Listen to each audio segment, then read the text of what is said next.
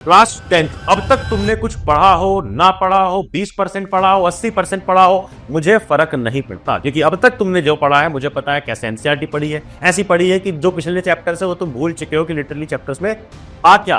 अब जो तुमने नोट्स बनाए हैं वो नोट्स ऐसे बनाए हैं कि वो तेरे लंबे नोट्स बन गए ना, 4-4 चैप्टर के, class work copy, homework copy, notes copy, question copy, मगर कुछ भी नहीं पता कि क्या यहाँ वो चीज फीड है जो सीबीएसई इस साल पूछेगा। बिल्कुल भी नहीं। तो मैं इस वीडियो में ये बताऊंगा कि एग्जैक्टली पेपर कैसे बनाता है सीबीएसई, क्या क्या इस साल आएगा और क्या क्या एग्जैक्टली तुम्हें पढ़ना है, 4 महीने में कैसे सिलेबस करना है यूजिंग एआई ऑल्सो। आज की इस वीडियो में तुम समझने वाले हो, तो बस इस वीडियो को अंत तक देखना, क्योंकि वीडियो के एंड में, आखिर वाले पार्ट में, मैं तुम्हें एक प्रॉपर डे वाइज प्लानर भी देने वाला हूं। यार हाल पढ़ ले गए अच्छे भैया, is back and back for a very very very serious video. यार अब तक मुझे पता है कि तुम लोग बहुत डिस्ट्रैक्टेड थे, जो लोग पढ़ रहे थे उनको भी अब तक समझ ही नहीं आ पाया कि क्या हम जो पढ़ रहे हैं वो ही एग्जाम में आएगा। इसको जानने के लिए आओ एक बार देख लेते हैं कि सीबीएसई पेपर कैसे बनाता है। बहुत ज्यादा इंपॉर्टेंट चीज है ये, जो बच्चे इसको समझ लेते हैं यार, उनका सीबीएसई के साथ बड़ा प्रेम संबंध हो जाता है, क्योंकि उनको सब समझ में आ जाता है कि भाई पेपर बनाते कैसे हैं। जैसे कि अगर मैं तुम्हें 3 स्टेप में समझाऊं तो स्टेप नंबर 1 इज कि सीबीएसई रिलीज करता है ऐसा एक सिलेबस, जिस सिलेबस में तुम्हें ये पार्ट पर ध्यान देना है। कौन सा पार्ट भैया? अरे यार ये लो अलग से तुम्हारे लिए लेकर के आ गया हूं, जहां पर यूनिट 1, 2, 3, 4, 5 यूनिट वाइज क्या दिया होता है, मार्क्स डिस्ट्रीब्यूशन की 25 मार्क्स का पहला, फिर 25, फिर 12, फिर 13, फिर 5। ये 5 क्या है? नेचुरल रिसोर्सेज का सिर्फ 5 मार्क्स है, और ये यूनिट वाइज ही रहेगा।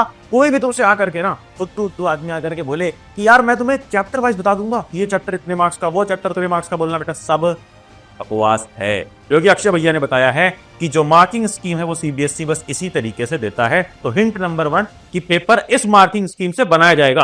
अब हिंट नंबर 2, सीबीएसई प्रोवाइड करता है ये रेशियो 20-30-50। ये रेशियो क्या है ये जानेंगे, और फिर हिंट नंबर 3 पे चलेंगे। देखो सबसे इंपॉर्टेंट ये हो जाता है क्योंकि 20-30-50 का रूल सीबीएसई पिछले 3 साल से फॉलो करता आ रहा है। उसके पहले के पेपर्स देखोगे तो बहुत इजी थे, बट जब से ये रूल आया है इसके बाद से पेपर बहुत टफ बनने लग गए हैं।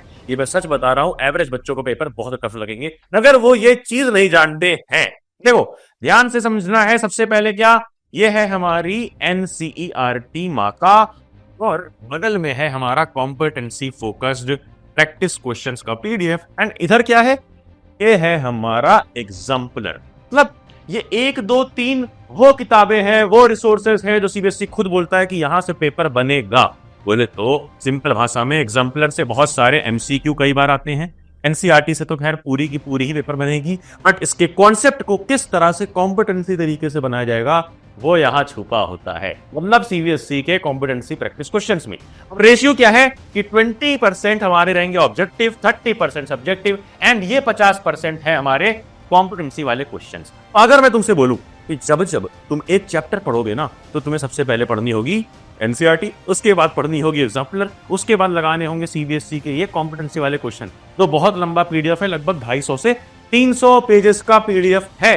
तो तुम ये काम कर पाओगे नहीं, क्योंकि तुम अटकोगे यहाँ पर, और इसके सॉल्यूशन भी सीबीएसई ने सही से नहीं दिए हैं।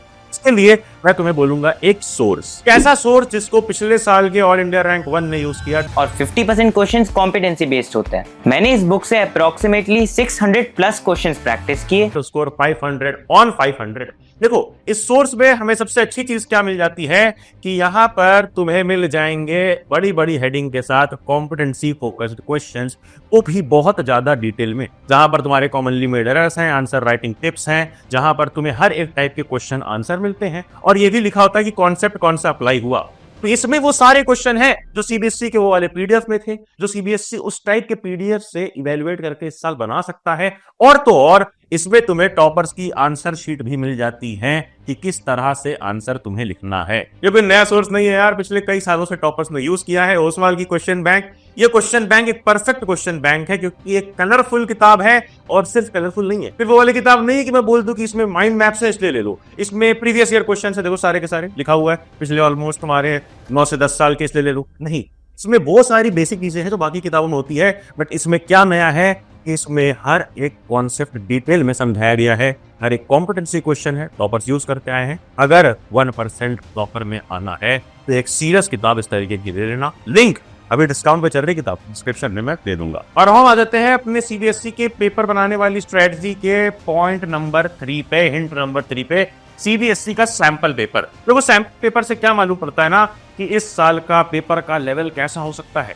कैसे? सबसे पहले तो मालूम पड़ता है हमें पैटर्न। सैंपल पेपर हमें बता देता है कि एग्जैक्ट पैटर्न क्या है। जब सैंपल पेपर को इतना जूम करोगे, बस इतना सा पार्ट तुम्हें जूम करने पर दिख जाएगा कि भाई कितने सारे मल्टीपल करेक्ट हैं, कितने ऐसा रीजन, कौन सा सेक्शन शॉर्ट वाला है, लॉन्ग वाला है, क्या क्या है, ये सब बताता है कि इसी सेम पैटर्न का क्वेश्चन आएगा। तो इस साल का जब सैंपल पेपर सीबीएसई रिलीज करेगा तो तुम्हें ये बात मालूम पड़ जाएगी। बट कई लोगों को ये बात मालूम होते हुए कि we live in an AI world, वो एआई को सही से यूज नहीं करते हैं। बात तो सही। इसके लिए मैं तुम्हें देने वाला हूं यार 3 धमाकेदार चीजें। नंबर 1 कि जब भी अपना एनसीईआरटी का पीडीएफ लोगे और पढ़ने जाओगे तो उस एनसीईआरटी में अगर तुम्हें कहीं पर दिख रहा है कि ये रिएक्शन समझ नहीं आ रही है, या एक्टिविटी समझ नहीं आ रही है, ये यार किस तरह के रिएक्शन में कौन सा कलर चेंज है, तुम्हें सिर्फ एक चीज करनी है, उसका फोटो क्लिक करो, चैट जीपीटी पे डालो, वो बता देगा कलर चेंज क्या है, रिएक्शन क्या है। और खासकर सबसे ज्यादा हेल्पफुल वो इस काम में आता है कि जब तुम ना कोई भी एक्टिविटी की फोटो खींच के डालोगे और बोलोगे कि इस एक्टिविटी को मुझे एकदम इंग्लिश में समझाओ, इंग्लिश में लिटरली, तो वो इंग्लिश में बिल्कुल बातों बातों में तुम्हें समझाएगा, फनी तरीके से समझाएगा। दूसरा यूज यहां पर एआई का ये है कि तुम जब जब कोई चैप्टर रीड कर लोगे, पढ़ लोगे, क्वेश्चन लगा लोगे, तो उसको रिवाइज करने के काम एआई आ सकता है। तुम्हें सिंपली एक करना है कि नोटबुक एलएम पे जाना है, वो चैप्टर को डाल देना है और वहां पर तुम्हें बढ़िया तरीके का लाइव वर्किंग माइंड मैप देखने मिल जाता है। अगली चीज, जो थर्ड चीज है, वो आती है बहुत ही ज्यादा अच्छे काम में, विच इज रिसर्च। कि किस तरह से तुम रिसर्च कर सकते हो कि कौन से हॉट टॉपिक्स हैं, कौन से टॉपिक्स हमेशा आते हैं, कौन से टॉपिक्स को पढ़ना जरूरी है। इसमें तुम्हारा टाइम बच जाए, इसलिए रिसर्च मैंने खुद कर दी है और तुम्हारे सामने ला करके रख दिया है। ये ध्यान से देखो, साइंस के chapter wise hottest, hot and cool topics. ये हॉटेस्ट टॉपिक्स हैं हर चैप्टर के, यानी ये तो करना ही करना है, फिर भी करना है। और ये अगर मिस भी हो जाए तो इसमें से बहुत कम क्वेश्चन प्रीवियस ईयर्स में आए हैं, कोई बात नहीं। मतलब जैसे चैप्टर 1 का मैं दिखाऊं तो टाइप्स ऑफ केमिकल रिएक्शन आएगा, बैलेंसिंग के लिए आएगा, ऑक्सीडेशन रिडक्शन यानी रिडॉक्स रिएक्शन हमेशा आता है। तो ये येलो वाला एरिया और ग्रीन वाला एरिया तो हमें पढ़ना ही पढ़ना है।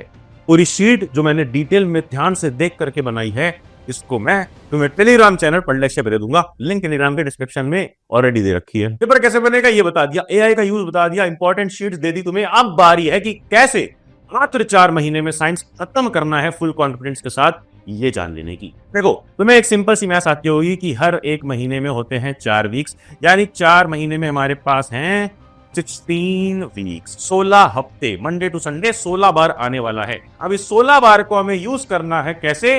प्रायो में। क्यों? क्योंकि अगर मैं तुमसे बोल दूं ना आज कि तुम्हें सिर्फ साइंस साइंस साइंस पे फोकस करना है 4 महीने, तो भैया बाकी सब कुछ बर्बाद हो जाएगा। मेरा तुमसे यार एम ये है कि तुम 500/500 लेके आओ। 500/500 के लिए हर एक सब्जेक्ट को इंपॉर्टेंस देनी है। हिंदी इंग्लिश तुम पढ़ी लेते हो, बात आती है मैथ साइंस सोशल की, जिसका मैंने बना दिया है ट्रायो। ध्यान से समझेंगे, ध्यान से, इधर आओ इधर आओ इधर आओ इधर आओ, ध्यान से देखो। ट्रायो का मतलब है कि 3 चैप्टर्स की जोड़ी, यानी 3 इडियट्स जैसे थे ना, बिल्कुल वैसे ही 3 चैप्टर्स की जोड़ी। यार ध्यान से देखो, बहुत कुछ समझाने वाला हूं। नंबर 1 वीक, यानी पहले हफ्ते में कौन कौन सी 3 जोड़ी कंप्लीट करनी है? साइंस में केमिकल रिएक्शन इक्वेशन, मैथ्स में रियल नंबर, एसएसटी में पावर शेयरिंग। बट जैसे ही दूसरा हफ्ता आता है तो वहां साइंस में लाइफ प्रोसेस करना है, मैथ्स में पॉलिनोमियल, एसएसटी में rise of nationalism in Europe. ये मैंने रैंडम चैप्टर्स नहीं लिखे हैं, इंस्टेड इस तरह से बनाया है कि अगर देखो तुम्हारे साइंस में कोई बड़ा चैप्टर है तो मैथ्स में कोई इजी चैप्टर, सोशल में कोई बड़ा चैप्टर है तो साइंस में कोई इजी चैप्टर। इस तरह का डिस्ट्रीब्यूशन तुम्हें ये दिखेगा पूरा वीक वाइज। देखो वीक नंबर 3, 4, उस तरीके से तुम आगे जाओगे तो पूरा ये 16 वीक्स का चार्ट तुम्हें देखने को मिल जाएगा, जो कि तुम्हें फॉलो करना इंपॉर्टेंट है।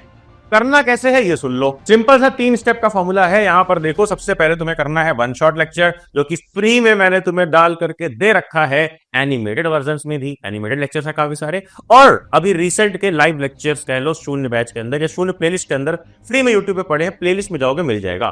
बट एनसीईआरटी को अच्छे से पढ़ना है, जो मैं डिटेल्स वीडियो में तुम्हें समझाऊंगा भी। टाइम टेबल क्या फॉलो करना है मैंने लास्ट वीडियो में बताई थी, टाइम टेबल वीडियो देख लेना। देन क्वेश्चन बैंक लगाना सबसे ज्यादा इंपॉर्टेंट है, और मैंने तुम्हें वो क्वेश्चन बैंक रिकमेंड करी है कि जिसको अगर लगा लोगे ना तो सीबीएसई जहां जहां से क्वेश्चन बोलता है कि आएंगे वो सब तुम लगा लोगे। ये क्वेश्चन बैंक यार चैप्टर वाइज आती है, ओसवाल की क्वेश्चन बैंक, इसको जा करके ले सकते हो। बहुत ही बढ़िया किताब है यार, बहुत सारे टॉपर्स इसको यूज कर चुके हैं, पारी तुम्हारी है। मेरा बस एक ही रहता है, जब मैं ये वीडियो बनाने आता हूँ, जब मैं कैमरा ऑन करता हूँ, लाइट्स ऑन करता हूँ सामने, कि जो भी ये वीडियो देख रहा है ना, चाहे वो बैक बेंचर हो, चाहे एवरेज हो, चाहे उसके 9th में बिल्कुल ही खराब मार्क्स आए थे, इस बार क्लास 10th में उसके अच्छे मार्क्स आए और उसके पेरेंट्स पे एक प्राउड स्माइल दिखी है। कमेंट कर देना प्राउड स्माइल अगर सच में अपने पेरेंट्स को खुश करना चाहते हो। नोटिफिकेशन छेड़ देना अगर अपनी कोई भी आने वाली वीडियो मिस नहीं करना चाहते हो। एंड देन करना क्या, नोटिफिकेशन छेड़ दे, डाला ला पढ़ ले।